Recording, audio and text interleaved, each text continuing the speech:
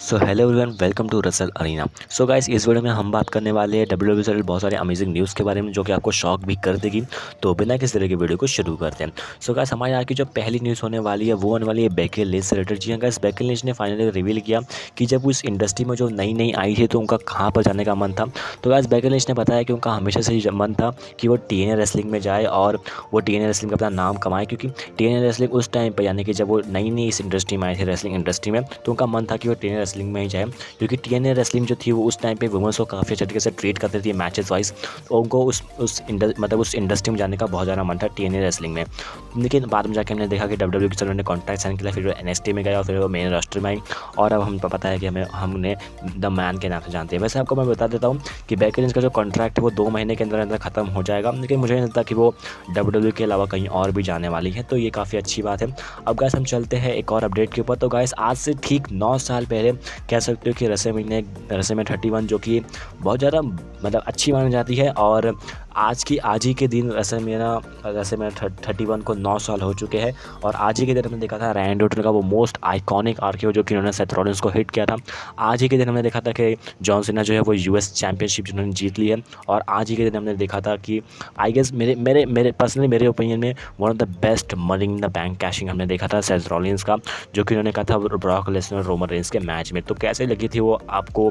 वो कैशिंग बहुत कमाल का था, और इतना नहीं, उन्होंने उस कैशिंग को सक्सेसफुली किया था, उन्होंने इस चैंपियनशिप को भी जीता। तो इस बात को पूरे 9 साल हो चुके हैं, और 31 को भी 9 साल, और अगले साल 10 साल हो जाएंगे। तो आपका रेसलमैनिया 31 में कौन सा फेवरेट मूव था, कमेंट करके जरूर बताना। हमारे आज की जो अगली अपडेट होने वाली है वो होने वाली है मंडे नाइट रॉ को लेकर। जी अगर आपको पता चल गया रहेगा कि रॉ जो है वो नेक्स्ट ईयर यानी कि 2025 के जनवरी के मंथ में रॉ फाइनली जो वो मूव कर जाएगा नेटफ्लिक्स पर, USA नेटवर्क से। तो गाइस, इससे रिलेटेड बहुत ही अमेजिंग न्यूज़ आई है, और वो न्यूज़ आपको सचमुच हैप्पी कर दी है कि पूरी तरीके से जो रॉ होगी वो सेंसर वर्जन में होगी, यानी कि कुछ भी हमें चीज़ें अनसेंसर वाइज नहीं देखने को मिलेगी, कुछ भी हमें चीज़ें ब्लैक एंड वाइट चीज़ें हमें देखने को नहीं मिलेगी। तो काफ़ी अच्छी बात है गाइस, और इससे हमें पता चल जाएगा कि जो डब्ल्यूडब्ल्यू के पास क्रिएटिविटी के हिसाब से बहुत ज़्यादा मतलब कह सकते हो कि एटीट्यूड एरा की हमें याद आ सकती है, क्योंकि अगर कोई भी चीज़ सेंसर नहीं हो रही है रॉ के ऊपर तो हम काफ़ी सारी चीज़ें एक्सेप्ट कर मतलब सोच सकते हैं कि हाँ डब्ल्यूडब्ल्यू में अपने क्रिएटिव आइडियाज़ को और भी ज़्यादा एक्सप्लोर कर सकती है। क्योंकि यार देखो, जब वो USA नेटवर्क पर आते हैं तो उनको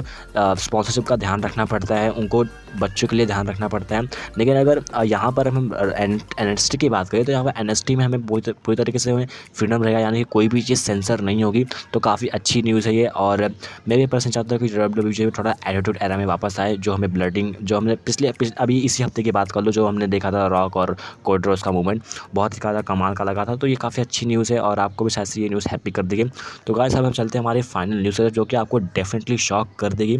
सो गाइस, हमारे आज की जो फाइनल न्यूज़ होने वाली है वो होने वाली है रोमन रेंस और पॉल हेमन से रिलेटेड।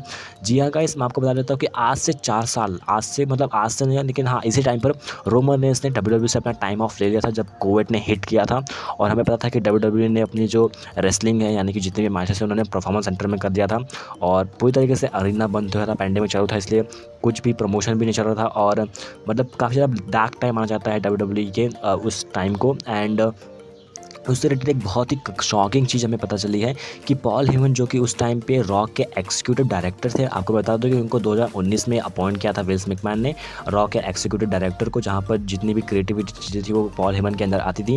तो गाइस, उससे रिलेटेड एक बहुत ही मतलब शॉकिंग चीज़ उन्होंने रिवील करी कि उन्होंने बताया कि जो रोमन रेंस थे वो चले गए थे स्मैकडाउन पर, और मैं बन गया था रॉक का एग्जीक्यूटिव डायरेक्टर। तो बाद में जाके रोमन रेंस ने जब उन्होंने टाइम ऑफ लिया, यानी जब कोविड हिट किया और जब कोविड आ गया था, और रोमन रेंस ने अपना मैच जो है पोस्टपोन या फिर कैसे तो कैंसिल कर दिया था गोल्ड वर्क के साथ एट रेसलमैनिया 36। तो गाइस, रोमन रेंस उस टाइम पे अपने घर पे ही थे। तो पॉल हेमन ने जो उस टाइम पे जो राइटर्स प्रोड्यूसर थे और जो मैनेजमेंट थी डब्ल्यूडब्ल्यू की, जो कि उनको बुकिंग में हेल्प करती है रोमन रेंस को, उन्होंने उससे बात करी कि रोमन रेंस क्यों नहीं आ रहा है, क्या तुम्हें उसके बारे में बताएं।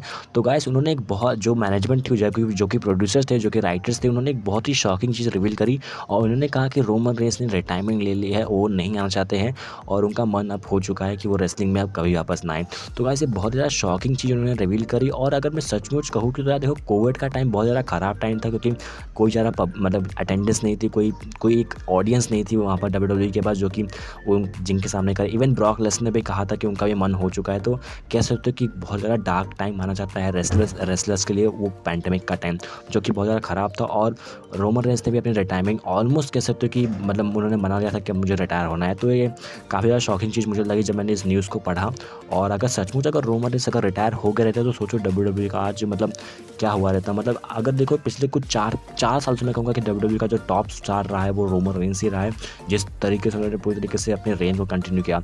तो आप मुझे बताओ कि आपको ये न्यूज़ कितनी ज़्यादा शॉकिंग लगी। और अगर आपको ये वीडियो अच्छी लगी तो प्लीज़ इसे लाइक करो, चैनल को सब्सक्राइब ऐसी कमाल की वीडियो के लिए। तब तक आपको मिलता है अपनी अगली वीडियो में, तब तक के लिए बाय बाय।